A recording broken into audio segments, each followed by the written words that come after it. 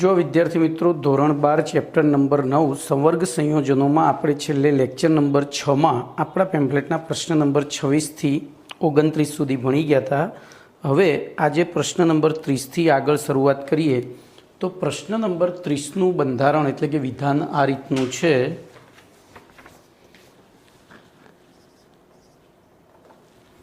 સંવર્ગ સંયોજનોમાં દ્રાવક મિશ્રણ સંવર્ગ સંયોજનોમાં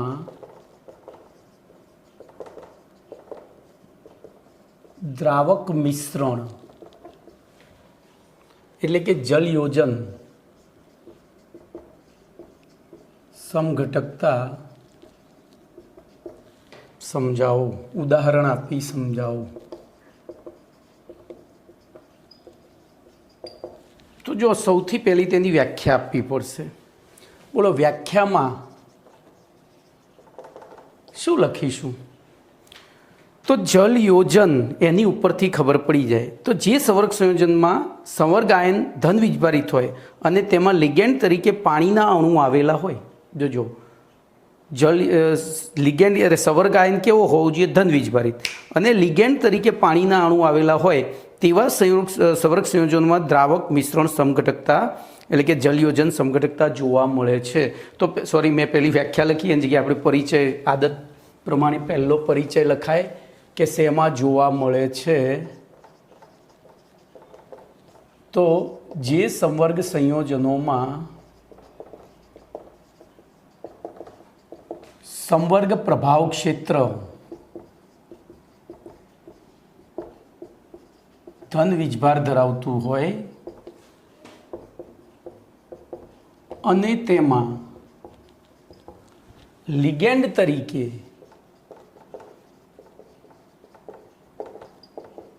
पाणीना अणु होय।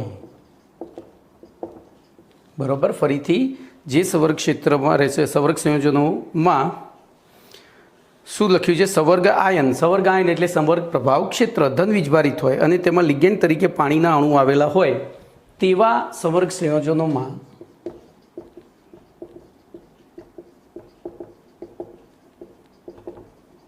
बोलो शुं जोवा मळे छे?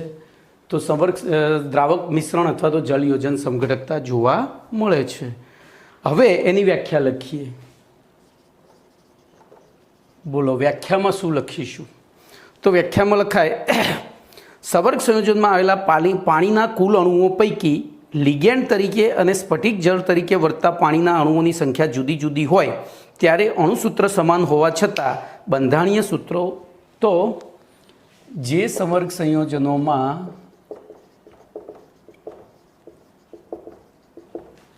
आ तो लखी ज देवानुं संवर्ग प्रभाव क्षेत्र एटले के संवर्ग आयन धन वीजभारित होय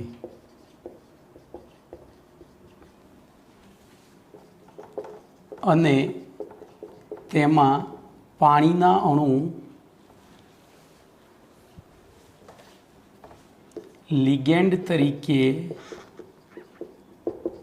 पाणीना अणु वर्तता होय पाणीना अणु आवेला होय अथवा तो पाणीना अणु होय तेवा संवर्ग संयोजनों में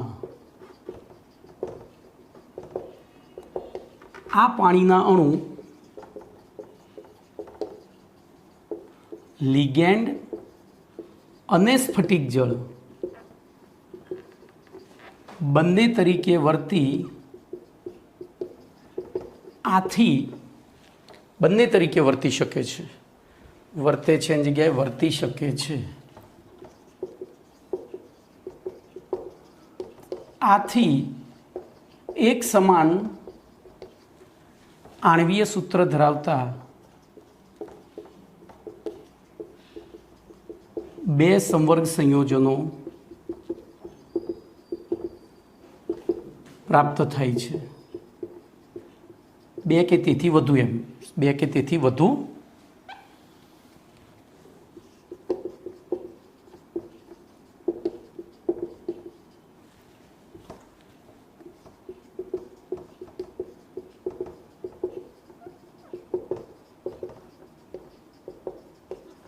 કે તેથી વધુ સંવર્ગ સંયોજનો પ્રાપ્ત થાય છે। આવા બે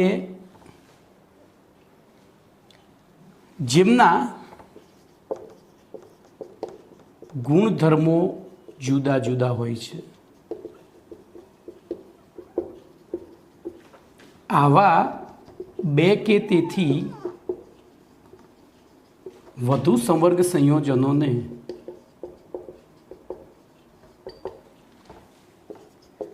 દ્રાવક મિશ્રણ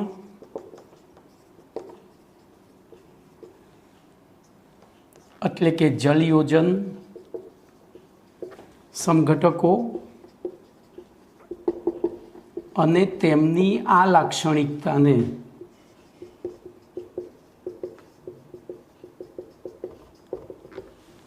બોલો શું કહેવાશે? દ્રાવક મિશ્રણ એટલે કે જલયોજન સમઘટકતા કહે છે. બોલો આટલું લખવાનું થાય વ્યાખ્યામાં. જે સમર્ક સંયોજનોમાં સમગ્ર પ્રભાવ ક્ષેત્ર ધન વીજભારિત હોય અને તેમાં લિગેન્ડ તરીકે પાણીના અણુ હોય તેવા સમર્ક સંયોજનોમાં આ પાણીના અણુ લિગેન્ડ અને સ્ફટિક જળ એમ બંને રીતે વર્તી શકે છે. આથી એક સમાન આણ્વીય સૂત્ર ધરાવતા બે કે તેથી વધુ સમર્ક સંયોજનો પ્રાપ્ત થાય છે, જેમના ગુણધર્મો જુદા જુદા હોય છે. તેથી આવા બે કે તેથી વધુ સંવર્ગ સંયોજનોને દ્રાવક મિશ્રણ એટલે કે જલયોજન સમઘટકો અને તેમની આ લાક્ષણિકતાને દ્રાવક મિશ્રણ અથવા તો જલયોજન સમઘટકતા કહે છે. દાખલા તરીકે હવે ઉદાહરણ આપી દેવાનું, તો ધ્યાન રાખજો. CrH2O6Cl3, બોલો આનું નામ શું થશે? આનું નામ શું થશે? તો હેક્ઝા એક્વા ક્રોમિયમ 3 ક્લોરાઇડ. જોજો આ જાંબલી રંગનું સંયોજન છે. કયા રંગનું સંયોજન છે? જાંબલી. હવે જોજો હું અહીંયા સંતુલનની નિશાની એટલે કરું છું કે આમાંથી એકબીજાના સંતુલનમાં છે, આપણે એવું સમજીને ચાલીએ. તો આમાંથી શું થશે? પાણીનો એક અણુ બહાર આવશે અને ક્લોરીનનો એક પરમાણુ અંદર જશે. એટલે જો સંવર્ગાંક એનો એ જ રહ્યો, તો H2O5Cl એટલે સંવર્ગાંક 6 નો 6 જ રહ્યો અને 12 Cl2 × 2H2O થયું. એટલે કે બોલો સોરી 1 H2O થયું. એટલે કે જે લિગેન્ડ તરીકે પાણીનો અણુ વર્તતો હતો હવે કઈ રીતે વર્તવા માંડ્યો? સ્ફટિક જળ તરીકે. બોલો એનો રંગ ભૂખરો લીલો છે. કેવો છે? ભૂખરો લીલો.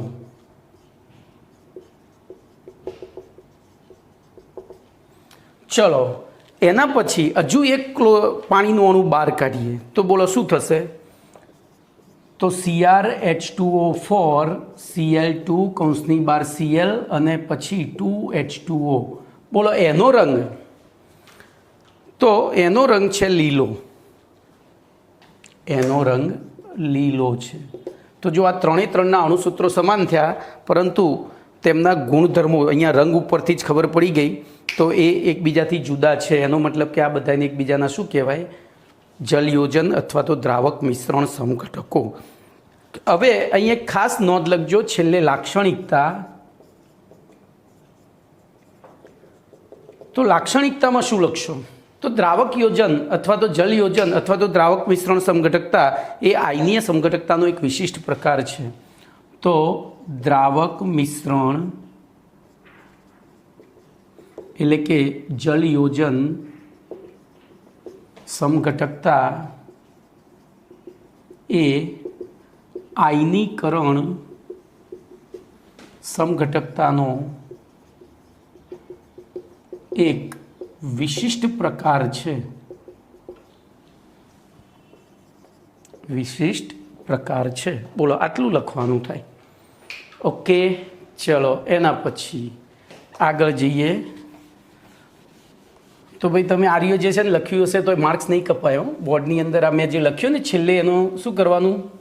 વિડીયો ઊભો રાખી સ્ટોપ કરીને આખી થિયરી લખી નાખવાની.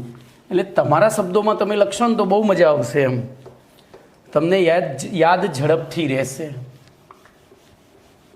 વાતાવરણનો ભેજ બહુ મારી નાખે છે, સારું બોર્ડ ક્લિયર જ નહીં થતું. ચલો એના પછી જોઈએ. પહેલું બોર્ડ થોડું ઘસીએ, કસરત કરીએ. મારો બાયસેપ છે ને આમાં જ વધી ગયો છે. બોર્ડ લૂસી લૂસી ક્યાંય જીમમાં જવાની જરૂર નહીં પડતી.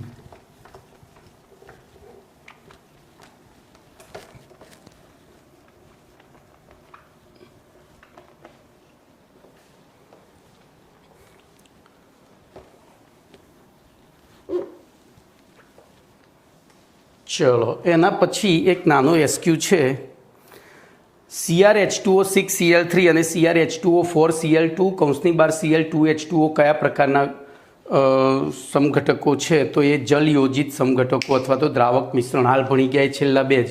ચલો એના પરથી 31મો એક પ્રશ્ન છે. અહીંયા તમને 4 સંયોજનો આપ્યા છે, ABCD, C અને D. બરોબર.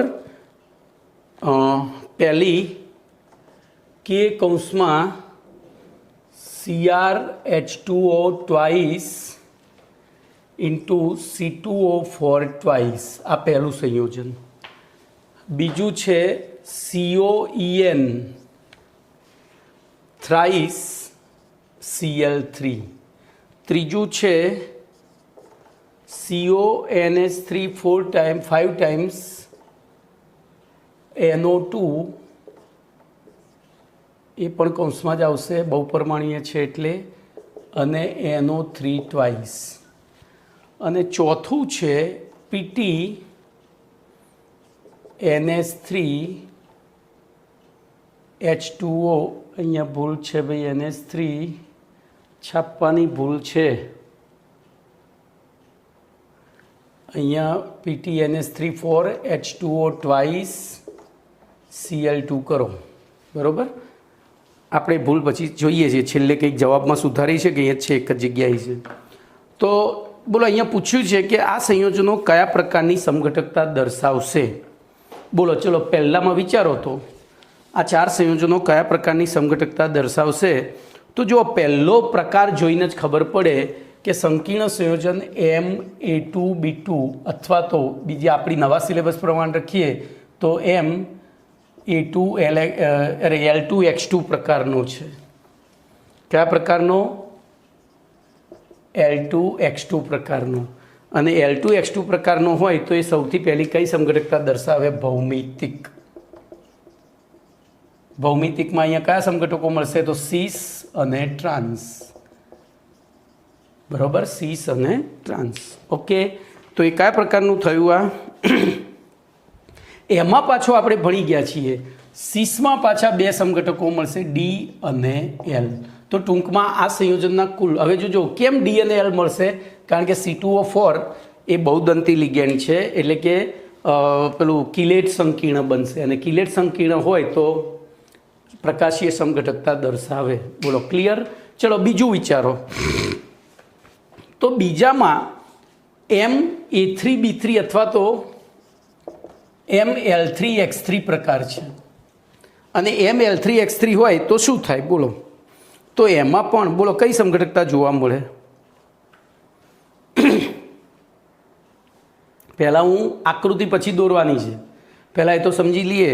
તો બોલો એમાં આપણને કઈ સમઘટકતા જોવા મળશે? ફેશિયલ અને મેરિડિયોનલ. કઈ?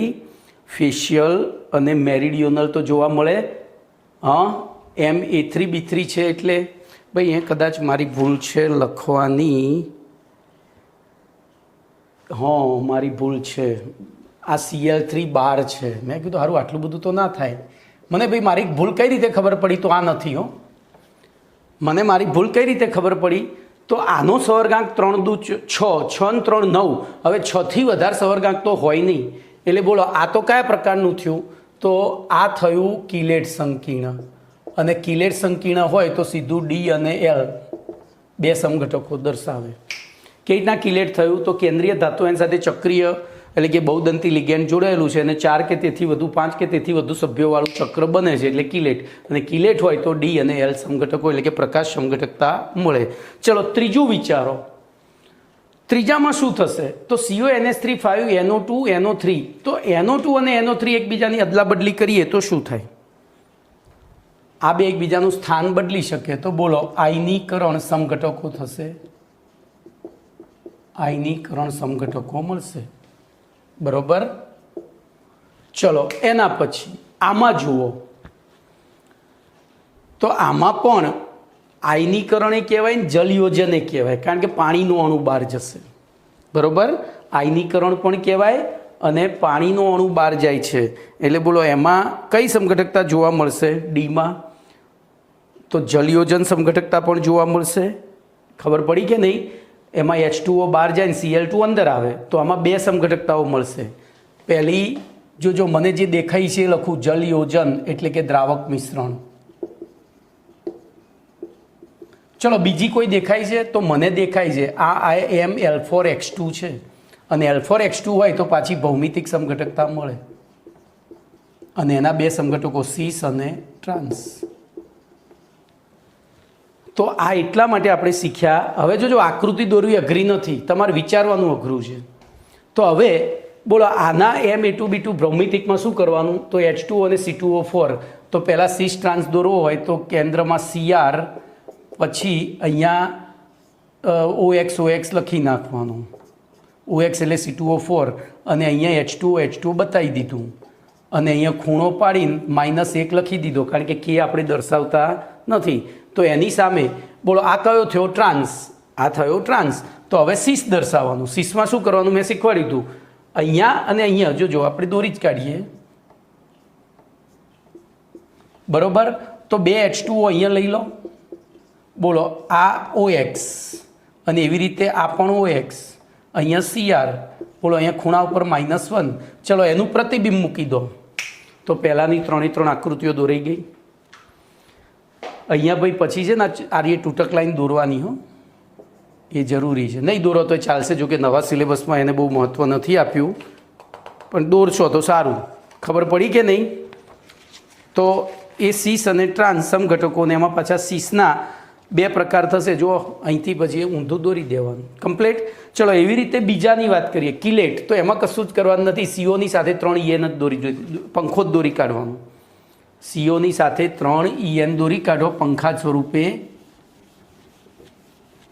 જો હવે હું તમને થોડી બુદ્ધિ દોડાવતા શીખવાડીશ. આવું એક સમલંબ ચતુષ્કોણ દોરી જ દેવાનું પહેલેથી, એટલે તમારી આકૃતિ એકદમ પરફેક્ટ આવશે. એના કેન્દ્રમાં CO લખો, પછી એક લાઈન અહીંયા, એક લાઈન અહીંયા, એક આ ખૂણે, એક આ ખૂણે, એક સીધી અને એક આ ખૂણે. આને થોડી બહાર કાઢી દેવાની, બરાબર. ચલો એક EN અહીંયા લખી દીધો, એક EN અહીંયા લખી નાખો, અને એક EN અહીંયા લખો, બરાબર. આટલું કર્યું. અહીંયા બોલો વીજભાર શું આવશે? +3. કેમ? તો Cl આપણે દર્શાવતા નથી. તો અહીંયા હવે સામે અરીસો મૂકી દો એટલે જવાબ તમારો. ખબર પડી કે નહીં? ચલો એવી રીતે આયનીકરણ સમઘટકોમાં તો ખાલી શું કરવાનું? NO3 અંદર લાવવાનો, NO2 બહાર લઈ જવાનું. એનું બંધારણ દોરવાની જરૂર નથી. ઓકે ભાઈ, એમાં બંધનીય સમઘટકતા જોવા મળશે, કારણ કે આ પણ છે. તો આયનીકરણ અને બંધનીય બે જોવા મળશે. જુઓ બંધનીયમાં શું થશે? અત્યારે N જોડાયો છે, પછી O જોડી કાઢો, O જોડી કાઢો. તો આના પણ કેટલા સમઘટકો થશે? 4. સોરી 4 ના 3 થશે, 3 થશે આના પણ. જો આના કેટલા થયા? તો 3. આના કેટલા થયા? તો 2 જ. આના કેટલા થશે? તો કે 3. કેમ 3? તો આયનીય 2, NO2 બહાર ગયો એટલે પહેલું તો NO2 અંદર રાખીને એક NO2 અને એક ONO2, બરાબર. પછી NO3 અંદર આવીને NO2 બહાર ગયો, એમાં NO3માં એવું નથી એટલે 3. ચલો આમાં વિચારો. તો આમાં જલયોજન એ મળશે, તો 2 જલયોજન ના મળશે. વારાફરતી એક H2O દૂર બહાર જાય ને, વારાફરતી એક H2O બહાર જાય તો જલયોજનના કેટલા મળશે? 2. એટલે ટોટલ 3 થયા. 2 અંદર ને 2 બહાર, એટલે 1 પછી 1 ગયો, 2 એટલે 3 થયા ને. હવે MLX4 વાળા જ વિચારો. તો એમાં પાછા 2 મળશે. એમાં સીસ અને ટ્રાન્સ 2 મળશે, પણ એમાં પાછું પેલું છે નહીં ચક્રીય, એટલે D અને L મળશે નહીં. તો બોલો સીસ અને ટ્રાન્સ 2 એટલે ટોટલ આના કેટલા સમઘટકો થશે? 5. તો આવા MCQ પૂછાય છે, જે તમારે વિચારવાનું છે. કમ્પ્લેટ. ભાઈ અંદર આકૃતિઓ બધી આપેલી છે. મારે જે સમજાવવાનું તો મેં સમજાવી દીધું. આકૃતિ તમારે હવે જોવાની રહે ખાલી. ચલો એના પછીનો પ્રશ્ન જોઈએ.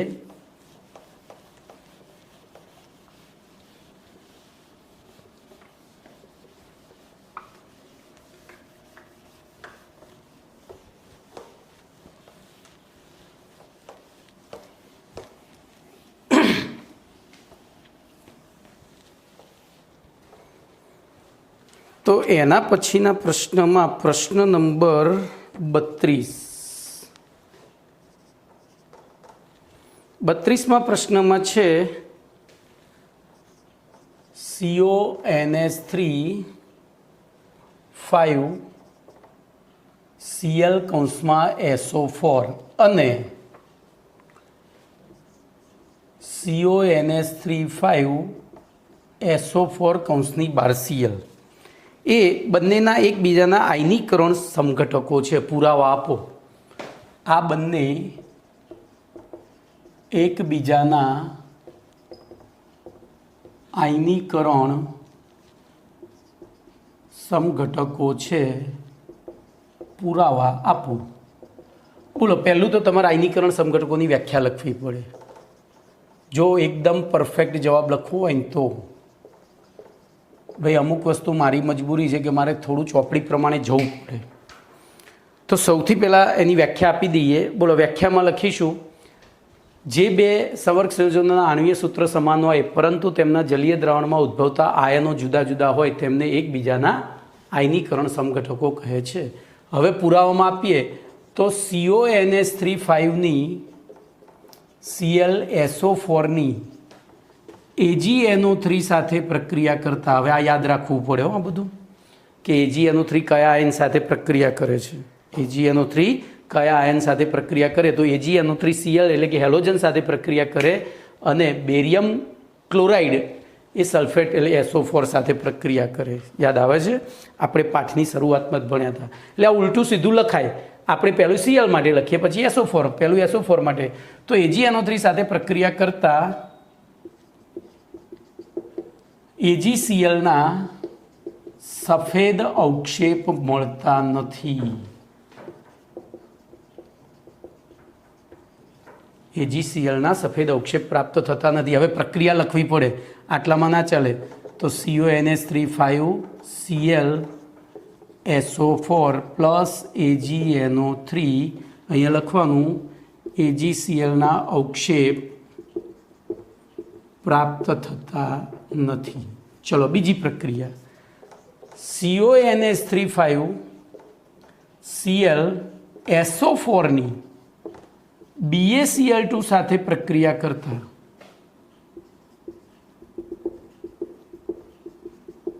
BaSO4ના સફેદ અવક્ષેપ પ્રાપ્ત થાય છે.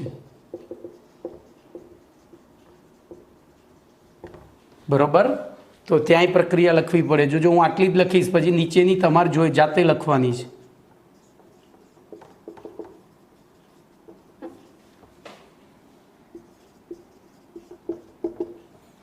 બરોબર? અહીંયા બીજી પ્લસ નિપજ કરી દેવાનું, ઉપનિપજ. ના આવડે તો ઉપનિપજ લખી દેવાની, બાકી આવડે જ. આ SO4ની બે જગ્યાએ 2 Cl મૂકી દેવાના, બીજું કશું કરવાનું નથી. SO4ની જગ્યાએ શું મૂકી દેવાનું? 2 Cl મૂકી દેવાના.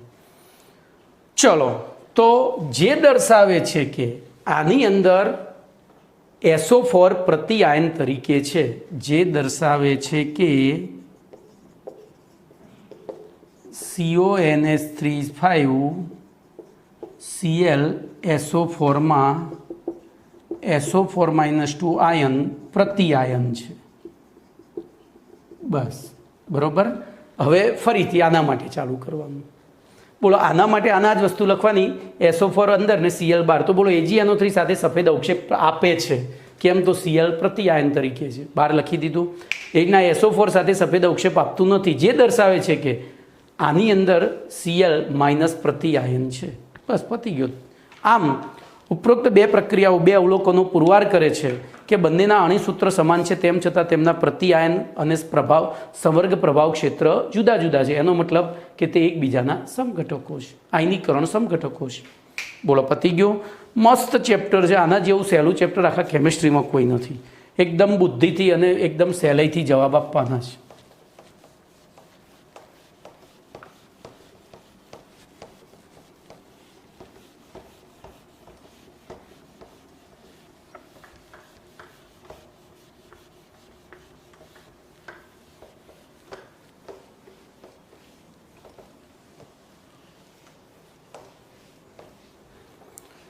ચલો, એના પછી પ્રશ્ન નંબર 33.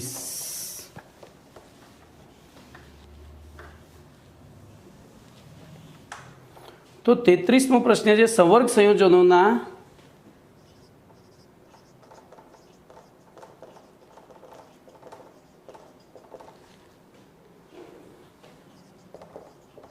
વર્નરના સિદ્ધાંતની મર્યાદા જણાવો. જોજો આપણે સિદ્ધાંત ક્યારે ભણ્યા હતા અને મર્યાદા ક્યારે આવી, તો એકચ્યુઅલી આપણે એ મર્યાદા શીખવાડવી હોય તો પહેલો વર્નરનો સિદ્ધાંત યાદ કરવો પડે. બોલો વર્નરના સિદ્ધાંતનું વિધાન શું હતું? કેટલાને યાદ છે? વર્નરના સિદ્ધાંતનું વિધાન શું હતું? યાદ કરો ફટાફટ. મેં ટ્રીક આપી હતી કંઈક. તો પ્રદીપ સંતોષ સાવ નીચા આકારનો માણસ છે, બરાબર? એ તો પેલા માટે છે. તો અહીંયા વર્નરના સિદ્ધાંતમાં તમારે એવું લખવાનું, આમ તો એ જ આવે, વાંધો ના આવે. પ્રદીપ તો સંવર્ગ સંયોજનોમાં ધાતુ આયન અનુક્રમે પ્રાથમિક અને દ્વિતીયક એમ બે પ્રકારની સંયોજકતા દર્શાવે છે, જે પૈકી પ્રાથમિક સંયોજકતા આયનીકરણ પામે તેવી હોય છે અને તે ઋણ આયનો વડે સંતોષાય છે, જ્યારે દ્વિતીયક સંયોજકતા બિન આયનીકારક હોય છે, એટલે કે તે ઋણ આયનો અને અબંધકારક ઇલેક્ટ્રોન યુગ્મનું દાન કરી શકે તેવા તટસ્થ અણુઓ એટલે કે લિગેન્ડ વડે સંતોષાય છે. પછી એ જ આવે પ્રદીપ સંતોષવાળું. હવે અહીંયા જોડાતા લિગેન્ડની સંખ્યાને, બરાબર, દ્વિતીયક સંયોજકતા સંક્રાંતિ ધાતુ આયનના સવર્ગાંક જેટલી હોય છે, એટલે કે દ્વિતીયક સંયોજકતાનું મૂલ્ય એના સવર્ગાંક જેટલું હોય છે, અને સંક્રાંતિ ધાતુ આયન માટે દરેક સંક્રાંતિ ધાતુ આયન માટે સવર્ગાંકનું મૂલ્ય નિશ્ચિત હોય છે. તો આ આપણે પ્રદીપ સંતોષ સાવ નીચા આકારનો માણસ છે એની મર્યાદાઓ બતાવવાની છે. બોલો હવે એની મર્યાદા કઈ રીતે તમે ઊભી કરશો? તો એની મર્યાદા સૌથી પહેલાં ધ્યાન રાખજો, આપણે થોડી બુદ્ધિથી જવાબ આપવાનો છે. તો વર્નરનો સિદ્ધાંત સંવર્ગ સંયોજનોમાં બંધનની ખાસિયતોનું વર્ણન કરે છે, એટલે કે જે બંધ બને છે એની ખાસિયતો શું છે એ સમજાવે છે. પરંતુ આ સિદ્ધાંત સંવર્ગ સંયોજનોને લગતા કેટલાક પાયાના પ્રશ્નો કે જે નીચે દર્શાવેલા છે તેમના ઉત્તરો આપી શકતો નથી. આ બાબત વર્નરના સિદ્ધાંતની મર્યાદા દર્શાવે છે. જોજો, એ સંવર્ગ એટલે કે સંકીર્ણ સંયોજનોમાં બંધ કેવી રીતે બને છે, કોણ કોના વડે સંતોષાય છે, એવી બધી માહિતી આપે છે, પણ તેમ છતાં કેટલાક પાયાના પ્રશ્નો છે એની માહિતી આપી શકતો નથી. તો એમાં પહેલું છે અમુક ચોક્કસ તત્વો જ સંવર્ગ સંયોજનો બનાવવાનો નોંધપાત્ર ગુણધર્મ ધરાવે છે. બોલો કેમ? તો પહેલો પ્રશ્ન છે અમુક ચોક્કસ તત્વો જ સંવર્ગ સંયોજનો બનાવવાનો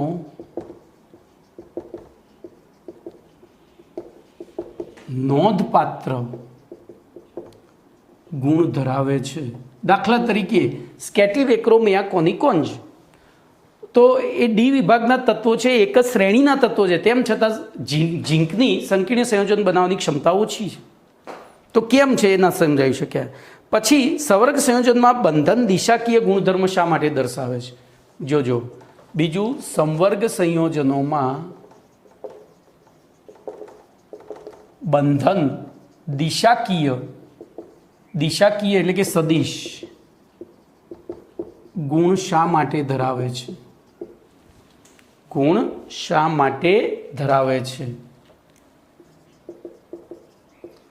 જોજો, હવે એ વર્નર નહોતા સમજાવી શક્યા પણ આપણે સમજાવી શક્યા છીએ. બોલો કેમ? તો એનું કારણ છે VSE PR સિદ્ધાંત, 11મું ધોરણ, 4થો પાઠ. ચલો ત્રીજો પ્રશ્ન. તો ત્રીજો પ્રશ્ન છે સંવર્ગ સંયોજનો લાક્ષણિક ચુંબકીય અને પ્રકાશીય ગુણધર્મ શા માટે ધરાવે છે? તો સંવર્ગ સંયોજનો લાક્ષણિક ચુંબકીય અને પ્રકાશીય ગુણધર્મ શા માટે દર્શાવે છે?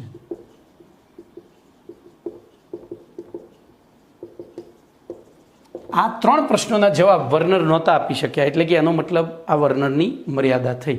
ઓકે, તો આ યાદ રાખવાની છે. પહેલું તો ચોક્કસ તત્વો જ શા માટે સંવર્ગ સંયોજનો બનાવવાની લાક્ષણિકતા ધરાવે છે, બીજું એમાં સદિશ ગુણધર્મ કેમ જોવા મળે છે, અને ત્રીજું કે તેમાં લાક્ષણિક પ્રકાશીય અને ચુંબકીય ગુણ કેમ દર્શાવે છે. ઓકે, ચલો એના પછીનો પ્રશ્ન છે જે 11મા ધોરણનું રિવિઝન છે. હવે એવું સમજજો, 11મા ધોરણનું રિવિઝન જ છે.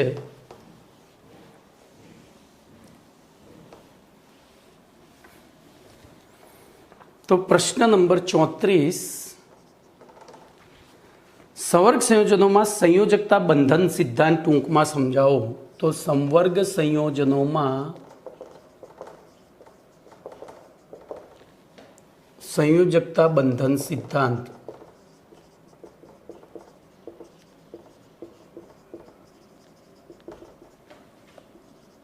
टूंक में समझाओ। बराबर बोलो, चलो। अथवा जणावो, शू जणावशो ने शू समझावशो? कोई मने कहेशे? शू जणावशो ने शू समझावशो?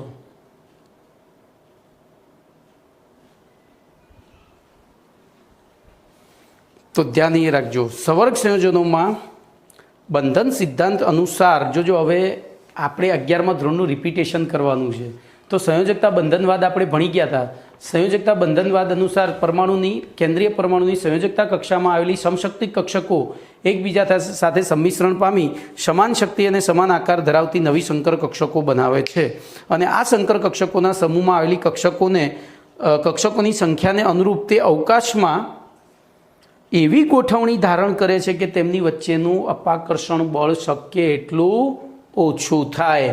આથી આપણને વિશિષ્ટ ભૌમિતિક આકાર ધરાવતા જુદા જુદા અણુઓ મળે છે। આવું 11માં ભણી ગયા હતા। તો એના જ વસ્તુ અહીંયા લખવાની છે। તો ભાઈ અહીંયા જોજો, હું લખીશ નહીં કારણ કે રિપીટેશન થાય છે, એવી વસ્તુ લખવામાં સમય ના બગાડાય। તોય ફરીથી બોલો, શું લખીશું? ફરી હું વાત લખી દઉં, ચલો ને। અહીંયા મારે સંવર્ગ સંયોજનો માટે લખવાનું છે, તો લખીએ संवर्ग संयोजनों में संयोजकता बंधन सिद्धांत अनुसार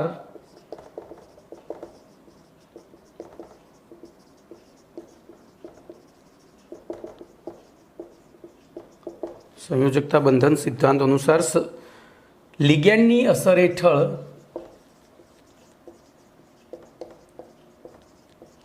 लिगेंडनी असर हेठळ संक्रांति धातु परमाणु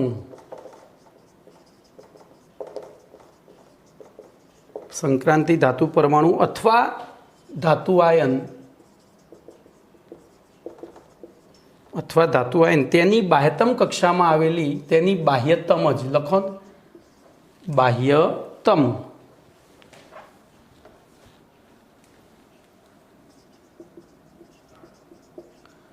N-1D NS NP અને ND જોજો, N-1D NS NP અથવા અહીંયા અથવા કરી નાખવું પડશે, મારે ફરીથી લખવું પડશે। અથવા એટલે કે કાં તો અંદરની ડી કક્ષક અથવા NS NP અને ND કક્ષકોના સંમિશ્રણ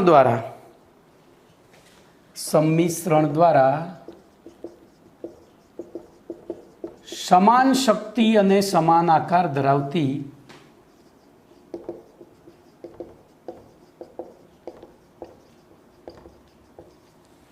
શંકર કક્ષકો બોલો, સમાન શક્તિ અને સમાન આકારવાળી શંકર કક્ષકોના સમૂહ બનાવે છે। 11માં બેઠું ભણી ગયા હતા, યાદ આવે છે? હવે આ શંકર કક્ષકો ના સમૂહમાં આવેલી શંકર કક્ષકોની સંખ્યાને અનુરૂપ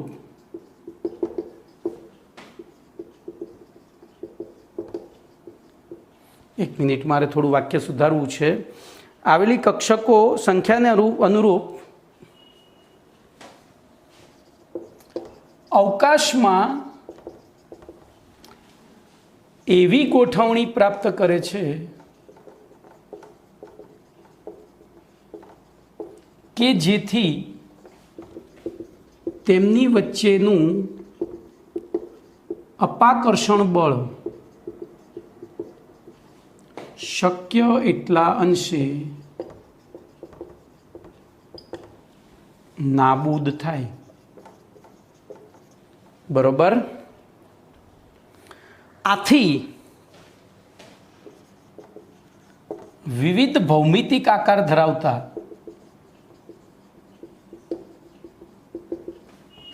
હવે એમાં મુખ્ય બે જ આકાર છે, અષ્ટફલકીય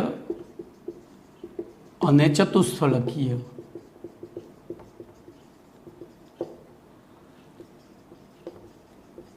સંવર્ગ સંયોજનો પ્રાપ્ત થાય છે. સંયોજનો અથવા આયનો બને છે. બસ આટલું લખવાનું છે.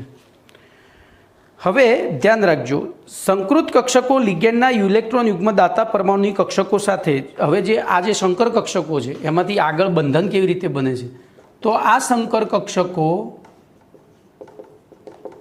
લિગેન્ડની ઇલેક્ટ્રોન દાતા કક્ષકો, એટલે કે ઇલેક્ટ્રોન જે કક્ષકોમાં આવેલા છે દાતા પરમાણુની, એટલે કે ઇલેક્ટ્રોન દાતા પરમાણુની કક્ષકો, સોરી દાતા કક્ષકો નહીં, દાતા પરમાણુની કક્ષકો સાથે સંમિશ્રિત થઈને સવર્ગ સહસંયોજક બંધ બનાવે છે. સાથે સંમિશ્રણ પામીને સંવર્ગ સહસંયોજક બંધ બનાવે છે.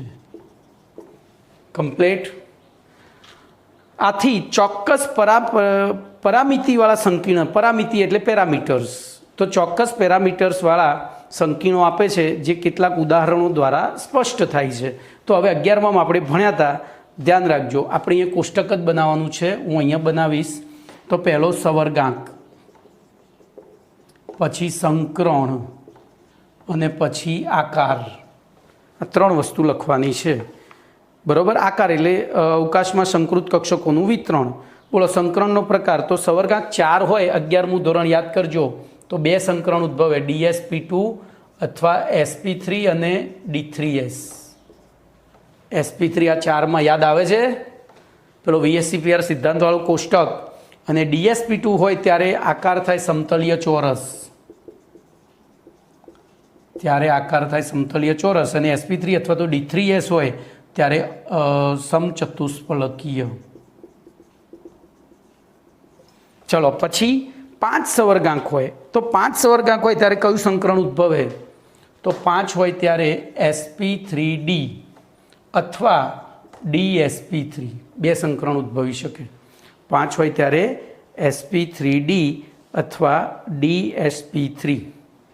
બંને પરિસ્થિતિમાં સમચતુષ્ફલકીય. હવે જોજો અહીંયા કયું સંકરણ ઉદ્ભવશે, મને કોઈ કહેશે? તો બે ઉદ્ભવી શકે. તો બંને પરિસ્થિતિમાં ત્રિકોણીય દ્વિપિરામિડલ આકાર બને, ત્રિકોણીય દ્વિપિરામિડલ. ચલો એના પછી 6 હોય ત્યારે પાછા બે સંકરણ. કયા બે? તો sp3d2 અથવા d2sp3. હું ભેગા જ લખી નાખું છું, sp3d2 અથવા d2sp3. બોલો બંનેમાં આકાર અષ્ટફલકીય જ થાય, બંનેમાં આકાર અષ્ટફલકીય થાય. તો આટલું લખવાનું છે. તો આ થિયરી 34મા પ્રશ્નમાં આટલું જ લખવાનું છે. ચલો એના પછી તો હવે એક પ્રશ્ન ચલાવું છું, એને બરાબર સમજજો તો આવતીકાલના બધા જ પ્રશ્નો તમને એની જાતે આવડી જશે. આવતીકાલના બધા જ પ્રશ્નો તમને એની જાતે આવડી જશે, એની હું ગેરંટી આપું છું, બરાબર. અને એમાં એની થિયરી લખવામાં પાછી અમુક ખાલી જગ્યાઓ જ પૂરવાની, આખી એક કોમન થિયરી. એવા 8-9 પ્રશ્નો છે. એવા કેટલા પ્રશ્નો છે? 8 થી 9 પ્રશ્નો. એટલે એક કોમન થિયરી જ ભણવાની છે, બરાબર. અને એવો કોઈ પણ પ્રશ્ન પૂછાય તેનો જવાબ એ રીતે જ આપવાનો છે.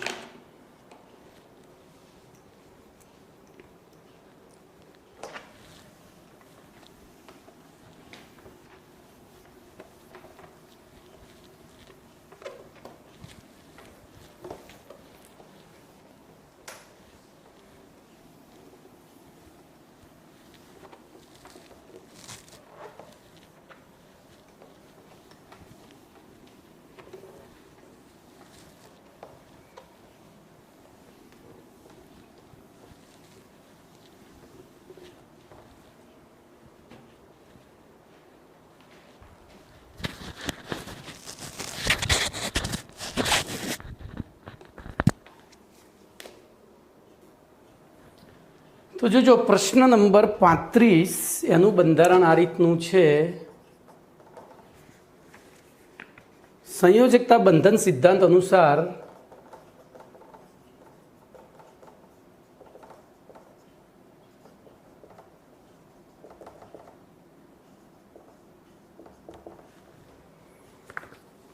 CONH3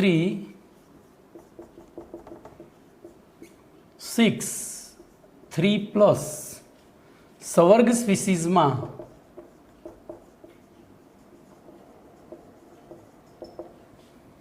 બંધન,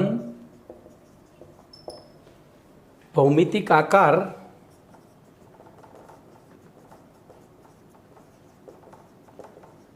અને ચુંબકીય ગુણ સમજાવો અથવા જણાવો. આવો પ્રશ્ન છે. તો એકદમ સિમ્પલ. સૌથી પહેલો પરિચય આપજો. જોજો એક જ ફોર્મેટમાં આ જવાબ લખવાના છે. ગમે તે અહીંયા કોઈ પણ સવર્ગ સ્પીસીઝ હોય તમારું જવાબનું ફોર્મેટ એક જ છે. તો બોલો CONH3 6+3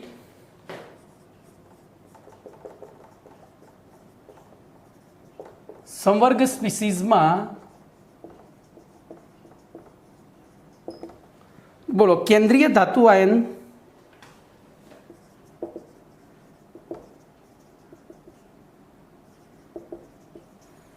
CO અથવા તો કેન્દ્રીય ધાતુ, અહીંયા ધાતુ લખજો, આયન ના લખજો. CO નો પરમાણુ ક્રમાંક બોલો CO નો કેટલો છે? 27 છે. અને ઓક્સિડેશન અવસ્થા બોલો આમાં ઓક્સિડેશન અવસ્થા તો NH3 કેવો લિગેન્ડ છે? તટસ્થ. એટલે CO જે છે એની જ થશે. આખો કુલ વીજભાર તો +3 છે. આથી CO+3 ની ઇલેક્ટ્રોન રચના બોલો શું થશે? તો AR કમ્પ્લીટ 3D4S. હવે જો 27 હોત તો 18 ને 2 20 ને 7 27, પણ એમાંથી 3 ગયા છે એટલે અહીંયા 6 ને અહીંયા 0 થઈ જાય. બરોબર. પછી બીજું લખવાનું મુદ્દો એટલું લખો તો આટલું છે. પછી અહીં મુદ્દો પાડીને NH3 પ્રબળ લિગેન્ડ છે. જોજો હવે લિગેન્ડની પ્રબળતાનો ક્રમ તમને પાછળથી ભણવાનો આવશે. હું હમણાં ટ્રીક આપીને સમજાવી દઉં છું. તો NH3 પ્રબળ લિગેન્ડ છે. આથી તે CO+3 ની 3D કક્ષકોમાં અયુગ્મિત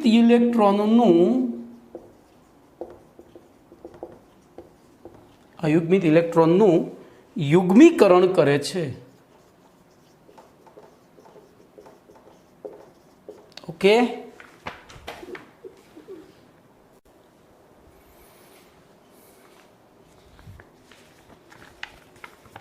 આથી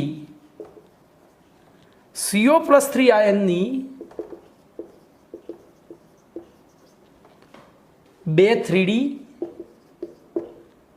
1 4S અને 3 4P કક્ષકોના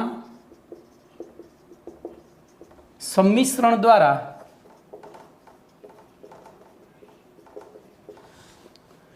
D2sp3 સંકરણ ઉદ્ભવે છે. D2sp3 સંકરણ ઉદ્ભવે છે અને 6 સમશક્તિક D2sp3 સંકર કક્ષકોમાં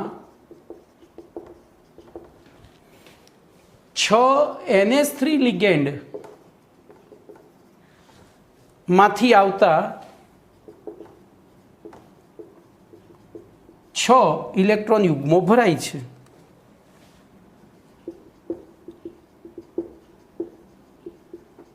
હવે ધ્યાન રાખજો, આ બધું મોઢે નથી લખવાનું, જોઈને લખવાનું છે. કઈ રીતે? તો આપણે આટલી 5 લાઈનો છોડીને 5 કે 7 લાઈનો છોડી અને પહેલો એનો આણ્વીય કક્ષક આરેખ દોરી કાઢવાનું. બોલો, તો અહીંયા આપણે પહેલી લખીશું CO+3ની આણ્વીય કક્ષકો. CO+3ની આણ્વીય કક્ષકો, તો એ તો આપણને આવડે છે. બોલો, ઇલેક્ટ્રોન રચના આપણે સાઈડમાં લખી દીધી હોય, આટલું તો પરિચય સુધી તો લખાય જ ને, એ તો આપણને આવડે. જે આ બીજો મુદ્દો લખવાનો છે એ જ અહીંયાથી આ નીચેથી જોઈને ઉપર લખવાનો છે. તો બોલો 3D6 અહીંયા AR કમ્પ્લીટ આમ દર્શાવી અને પછી આ રીતે 1 2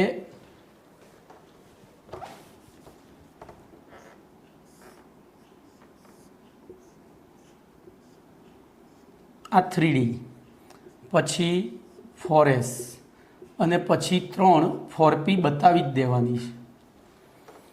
થોડી એક લાઈન છોડીને કરવાનું આવું. બોલો, એની અંદર 6 ઇલેક્ટ્રોન ભર્યા, તો 1 2 3 4 5 અને 6 આ CO+3ની આણ્વીય કક્ષકો. હવે એમાં પછી શું થાય છે, તો જોજો NH3 પ્રબળ લિગેન્ડ છે, એટલે પ્રબળ લિગેન્ડ આનું યુગ્મીકરણ કરે. તો CO+3ની D2sp3 સંકર કક્ષકો, D2sp3 સંકર કક્ષકો. બોલો, એમાં આગળ AR લખી અને પછી શું કરવાનું, તો જોજો આ અહીંયા ભાગ પાડી દેવાના. આ 3નું યુગ્મીકરણ થઈ ગયું એટલે 3 જુદી દર્શાવવાની, પછી 2 જુદી દર્શાવવાની, 1 જુદી દર્શાવવાની અને આ 3 જુદી દર્શાવવાની. બરાબર? તો અહીંયા 1 2 1 2 1 2 અને આ 3 ખાલી ત્યાં લખવાનું D2sp3 સંકરણ. શું લખવાનું? ખબર પડી? એને હવે તમે ભેગી બતાવી દેશો તોય વાંધો નહીં, અહીંયા આખી ભેગી બતાવી દેશો તો પણ વાંધો નહીં આવે. હવે છેલ્લે શું લખવાનું, તો CONH3 6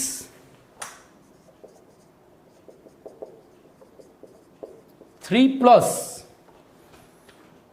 ની આંતરિક કક્ષકીય અથવા તો નીચું ભ્રમણ અથવા તો ભ્રમણ યુગ્મિત સંકીર્ણ. બસ આટલું. આ બધું નહીં લખો તો એ તો હું તમને પછી સમજાવું છું. બોલો, અહીંયા AR કરી અને પછી આ 3 અલગ અને આરીએ 5 ભેગી કરી દેવાની. અરે 6 5 ભેગી થશે ને, બરાબર? તો અહીંયા આરીએ બતાવી દેવાની, આ તો આમ નામ બતાવવાની. પણ પેલીમાં પછી તો બધામાં યુગ્મિત ઇલેક્ટ્રોન આવ્યા છે. શેમાંથી આવ્યા છે ભાઈ, યાદ કરો તો 5 આ 6 ઇલેક્ટ્રોન યુગમાં આવ્યા. શેમાંથી? 6 એમોનિયામાંથી. અરે જે ખાલી હતી એ ભરાઈ ગઈ. તો આમાંથી જોઈને ઉપરનું વિધાન લખવાનું છે. વિચારો તો, નીચેથી જોઈને કઈ રીતે ઉપરનું વિધાન લખીશું, વિચારો. તો જો વિચારતા શીખવાડું. અહીંયા લખ્યું પહેલું, અહીં NH3 પ્રબળ લિગેન્ડ છે, આથી CO+3ની 3D કક્ષકોમાં અયુગ્મિત. અહીંયા આ તો પહેલું તો આમાંથી આવી ગયું હતું, બીજું અહીંથી આવ્યું. તો અયુગ્મિત 3D કક્ષકોનું ઇલેક્ટ્રોનનું યુગ્મીકરણ કરે છે. આથી CO+3ની, હવે આથી CO+3ની 2 3D અહીંયા મારે લખવાનું રહી ગયું છે ભાઈ. હા, અને અહીંયા પણ એક ઓછી દોરાઈ છે, 6 દોરવી પડે ને એની જગ્યાએ. તો 2 3D 1 4S અને 3 4P કક્ષકોના સંમિશ્રણ દ્વારા D2sp3 સંકરણ ઉદ્ભવે છે. અને એના નીચેનો મુદ્દો, અને તેથી એ 6 સમશક્તિક D2sp3 સંકર કક્ષકોમાં 6 NH3 લિગેન્ડમાંથી આવતા શું છે, 6 ઇલેક્ટ્રોન યુગ્મો ભરાય છે. હવે જોજો આનું આ કયા પ્રકારનું સંકીર્ણ બન્યું, તો જોજો એમાં અંદરની ડી કક્ષકોએ ભાગ લીધો છે. આપણે અહીંયા આગળ જે લખ્યું ને એમાં NS NP અને ND, જો બહારની ડી કક્ષકો ભાગ લે તો એને બાહ્ય કક્ષક સંકીર્ણ કહેવાય. આ અંદરની કક્ષકો ભાગ લે છે એટલે એને કહેવાશે આંતરિક કક્ષકીય અથવા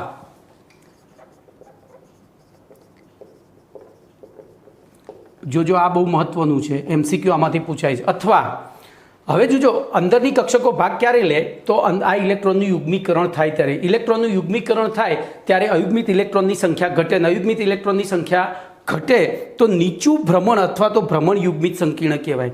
તો નીચું ભ્રમણ અથવા ભ્રમણ યુગ્મિત સંકીર્ણ કહેવાય એને. આ 3 નામ એના પૂછાય છે MCQમાં. ચલો થિયરી અડધી થઈ. હવે આમાંથી જોઈને નીચેનો મુદ્દો લખવાનો છે. બોલો જો આ 3 વસ્તુ જ કરવાની. એમાંથી પહેલો મુદ્દો પરિચયનો આપી દીધો, એ પરિચય આમાંથી આપ્યો. એના પછી બીજો મુદ્દો આપ્યો તો એ કેવી રીતે સંકરણ થયું, કઈ રીતે કક્ષકો ભરાય એ આમાંથી આપ્યો. અને ત્રીજા મુદ્દામાં એ આ બેમાંથી આપી દીધું, બરાબર. એમાં કઈ રીતે ઇલેક્ટ્રોન યુગ્મો ક્યાંથી આવ્યા ને ક્યાં ભરાયા. હવે બોલો સંકરણ ઉપરથી આપણને ખબર પડે 11મું ધોરણ, તો હું અહીંયા લખીશ, શોર્ટમાં લખીશ કે આમ CuNH3 6+3 સંકીર્ણ આયનમાં કયું સંકરણ ઉદ્ભવે છે, તો D2sp3 સંકરણ ઉદ્ભવે છે. તેથી એનો આકાર સીધો લખવાનો કેવો થશે, બોલો અષ્ટફલકીય. કેવો થશે, અષ્ટફલકીય સંકીર્ણ બને છે. અને તેમાં અયુગ્મિત, હવે જોજો આકાર આવી ગયો. હવે ચુંબકીય ગુણ લઈએ તો ચુંબકીય ગુણમાં તેમાં એક પણ અયુગ્મિત ઇલેક્ટ્રોન હાજર નથી, તેથી તે પ્રતિચુંબકીય હોય છે. તો છેલ્લા મુદ્દામાં મેં 2 જ શબ્દો લખ્યા, પણ તમારે આખું સમજાવીને લખવાનું છે. તો એમાં લખીશું આથી CuNH3 6+3 સંકીર્ણ આયન અષ્ટફલકીય ભૌમિતિક આકાર ધરાવે છે અને તેમાં અયુગ્મિત ઇલેક્ટ્રોનની ગેરહાજરીના કારણે તે પ્રતિચુંબકીય હોય છે. વળી CuNH3+3 સંકીર્ણમાં ઉદ્ભવતા સંકરણમાં આંતરિક ડી કક્ષકો, જે અહીંયા લખ્યું ને એની સમજૂતી આપી દેવાની કે આંતરિક એટલે કે અંદરની ડી કક્ષકો ભાગ લે છે. આથી તેને આંતરિક કક્ષકીય અથવા તો નીચું ભ્રમણ અથવા તો ભ્રમણ યુગ્મિત સંકીર્ણ પણ કહે છે. આ તમારો 3 માર્ક્સથી 5 માર્ક સુધીનો પ્રશ્ન પૂરો થયો. અને આવા ને આવા હવે તમારે ક્યાં સુધીના પ્રશ્નો ભણવાના છે, કહું છેક 44 સુધીના પ્રશ્નો આવા છે. 44 પછી 45 સુધીના, 46 સુધીના પ્રશ્નો આવા છે. તો 35 થી 46 એટલે લગભગ 12 પ્રશ્નો આવા થયા. બીજા આપણે નેક્સ્ટ લેક્ચરમાં જોઈશું. ઓકે.